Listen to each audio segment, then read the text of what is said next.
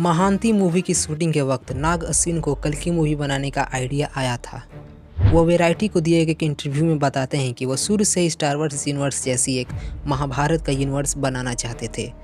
वह आगे बताते हैं कि कैसे उनकी तेलुगु सिनेमा में महाभारत पर ब्लैक एंड वाइट फिल्म बनती थी और वह इससे बहुत प्रभावित भी हुए थे। अगर उनके शब्दों में कहें तो one arrow would become fire, the other one would become water, one would become a snack and the other would become an eagle. इतने बड़े प्रोजेक्ट को बड़े पर्दे में लाने में कम से कम 500 करोड़ रुपए तक का खर्चा तो लगेगा ही, पर कौन प्रोडक्शन हाउस इसे अपने अंडर लेगा? तो मैं आपको बताना चाहूँगा कि डायरेक्टर नाग अश्विन की पत्नी प्रियंका दत्त के पिता की प्रोडक्शन कंपनी विजयांती मूवीज ने इसको प्रोड्यूस किया है। कल्कि की उत्पत्ति हिंदू धर्म के विष्णु पुराण और भागवत पुराण में मिलती है, जिसमें कल्कि को कलयुग के अंत में अवतार के रूप में वर्णित किया गया है। कल्कि विष्णु के 10वें अवतार हैं जो अधर्म और अन्याय को खत्म करने के लिए पृथ्वी पर अवतारित होते हैं। उनका जन्म संबाला नामक गांव में होगा और उनका कार्य होगा धर्म का पुनर्स्थापन और कलयुग का अंत करके सतयुग का आरंभ करना। कल्कि 2898 AD एक इंडियन साइंस फिक्शन फिल्म है जो माइथोलॉजिकल एलिमेंट्स और फ्यूचरिस्टिक डिस्टोपियन दुनिया का मिश्रण है। डिस्टोपियन दुनिया एक ऐसी दुनिया होती है जो डार्कनेस और इनइक्वालिटी से भर चुकी है और मानवता अपने अंतिम चरण पर पहुंच चुकी है। इस दुनिया में इंसानी ज़िंदगी एडवांस टेक्नोलॉजी से पूरी तरह जुड़ चुकी है, लेकिन मानवता और न्याय का समर्थन खत्म हो गया है। नाग अश्विन ने कल्कि 2898 AD जैसी भव्य और अनोखी फिल्म बनाने के दौरान कई चुनौतियों का भी सामना करना पड़ा।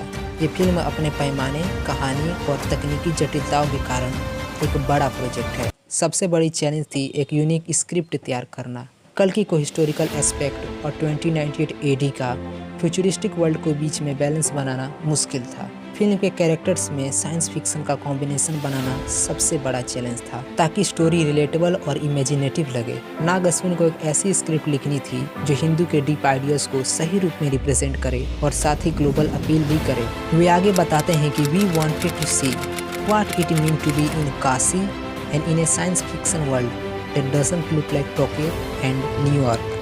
तो अश्विन ने रुथम समर, साई माधव और BA सर्गवगना के साथ मिलकर फिल्म की स्क्रिप्ट राइटिंग पूरी की। प्रभास जब राधा कृष्ण कुमार की राधे श्याम मूवी की शूटिंग में व्यस्त थे, तभी विजयांती मूवीज के 50 साल पूरे होने के मौके पर प्रभास को लीड एक्टर के तौर पे अनाउंस किया गया। फिल्म 600 करोड़ में बनी थी, जिसमें 100 करोड़ प्रभास और कमल हसन को, 35 से 40 करोड़ अमिताभ जी को, 20 करोड़ दीपिका और 12 करोड़ दिशा पाटनी को मिले थे। फरवरी 2021 में फिल्मिंग स्टार्ट होने वाली थी, लेकिन किन्हीं कारणों की वजह से ये शेड्यूल टल गया। 24 जुलाई 2021 में रामोजी फिल्म सिटी हैदराबाद में फिल्म के इनिशियल शॉट शूट किए गए थे और अमिताभ बच्चन ने टीम को ज्वाइन किया था और उन्होंने अश्वत्थामा का शिव जी की आराधना करने वाला सीन इसी स्केड्यूल में शूट किया था। फिर दिसंबर तक प्रभास और दीपिका ने भी शूटिंग स्टार्ट कर दी थी और महीने में 7-8 दिन ही शूटिंग होती थी और बाकी बचा समय set building, costume, weapons, gadgets, vehicle को बनाने में लगते थे। इसी कारण इस मूवी को बनाने में 4 साल का समय लगा। कौन हो तुम?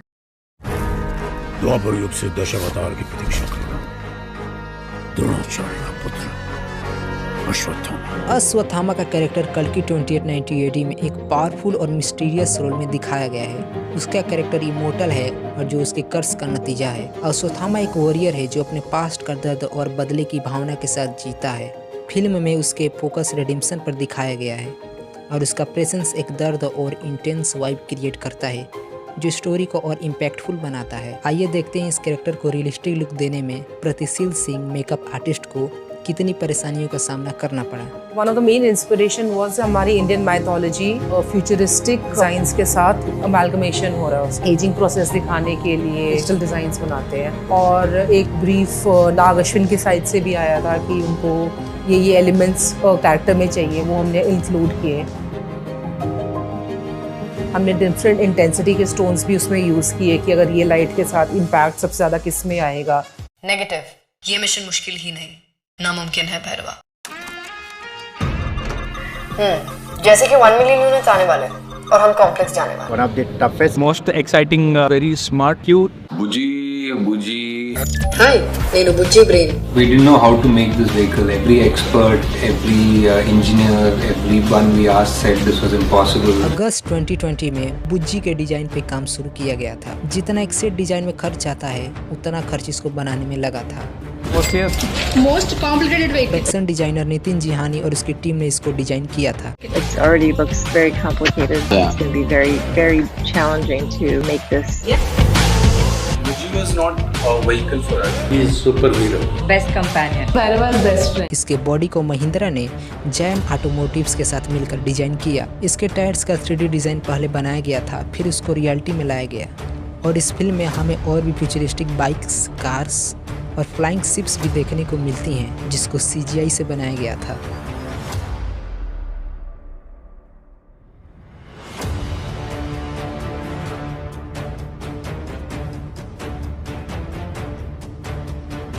डायरेक्टर नाग अश्विन बताते हैं कि जैसे हमारी बॉडी को ब्रेन कंट्रोल करता है, सेम उसी तरह बुच्ची को उसका AI ब्रेन कंट्रोल करता है। डरो मत, एक नया युग आ रहा है। यास्किन का लक्ष्य एक डिस्टोपियन वर्ल्ड ऑर्डर का क्रिएशन है, जिसपे ह्यूमैनिटी उनके कमांड के नीचे हो। उनका कैरेक्टर रूथलेस और विजन ड्रिवन है, जो फिल्म के मेन कॉन्फ्लिक्ट को ड्राइव करता है। उनकी प्रेजेंस स्टोरी में एक सेंस ऑफ फियर लाती है। कमल हसन बताते हैं कि उनको मेकअप में कई घंटे लग जाते थे और फिर शूटिंग होती थी। यह कैरेक्टर उनके लिए चैलेंजिंग था और उन्होंने इसको एंजॉय भी किया। सुमति का कैरेक्टर एक ऐसे इंडिविजुअल है जो फ्यूचर के डिस्टोपियन वर्ल्ड में ह्यूमैनिटी और होप का रिप्रेजेंटेशन करती है। इनका रोल स्टोरी में एक इमोशनल और सिंबॉलिक कनेक्शन भी लाता है। दीपिका ने इस कैरेक्टर को बेहतरीन तरीके से निभाया है।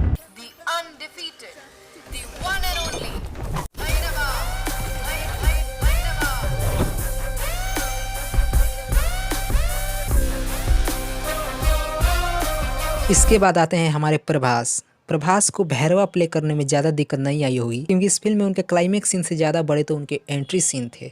और फिल्म में हमें स्पेशल अपीयरेंस भी देखने को मिलता है, जैसे SS राजामौली, राम गोपाल वर्मा, सीतारामम फेम दुलकर सलमान, मृणाल ठाकुर, विजय देवराकोंडा और ब्रह्मानंद और भी बहुत। दिसंबर 2021 में अश्वत्थामा, भैरवा और रेडर्स का फाइट सीन शूट किया गया था। स्टंट कोरियोग्राफर पीटर महाभारत वार वाले सीन को डिस्क्राइब करते हुए कहते हैं कि When the director was telling me the past of 6,000 years of Mahabharata, it's like mythologist climax of Mahabharata war, and in the ground there are hundreds of dead bodies are lying down there. पूरे कल्कि movie में 3 locations दिखाई गई हैं। पहला काशी, दूसरा complex और तीसरा संबाला। काशी हमारी बनारस है, जो एक सेक्रेड और एशियंट सिटी है, जो ट्रेडिशन और स्पिरिचुअल एनर्जी का सिंबल है। यह जगह के लिए एक इम्पोर्टेंट स्पिरिचुअल एंकर का काम करती है। यहाँ मौजूद लोगों में भगवान के प्रति आस्था ना के बराबर है और भैरवा को इसी काशी के प्रोटेक्टर के तौर पे दिखाया गया है। कॉम्प्लेक्स वो फ्यूचरिस्टिक सिटी है जहाँ पावर और कंट्रोल का राज है। ये एक एडवांस टेक्नोलॉजी ड्रिवन जगह है जो ह्यूमैनिटी के रियल इमोशंस और फ्रीडम को सुप्रेस करता है। कॉम्प्लेक्स के एनवायरनमेंट कोल्ड, आर्टिफिशियल और ऑप्रेसिव है, जहाँ लोग मशीन्स के अंडर इंस्लेव्ड हैं।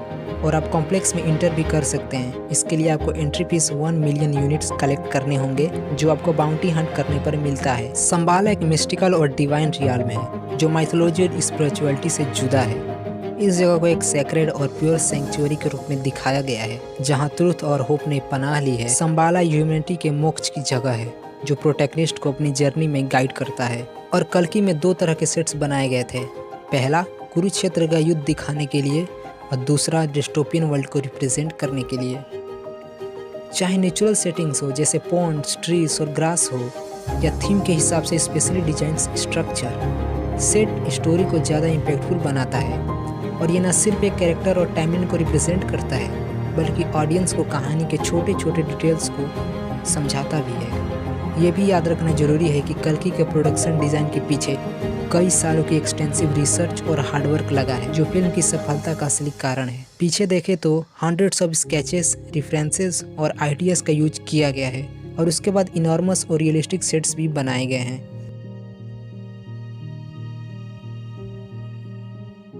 फिल्म में VFX भी काफ़ी शानदार हैं, जैसे कि उत्तरा का सीन को बनाया था फायरफ्लाई क्रिएटिव स्टूडियोज ने, और सुमति के टनल वाले सीन को डिजाइन किया था इमोर्टल कलेक्टिव टीम ने। Project which is so futuristic. For me to be just a part of it, being an experience I'll never forget. I always wanted to play Batman because the Batman gets to do all the good things. To thank Gajgar and Nagir. Incredible experience, completely new world.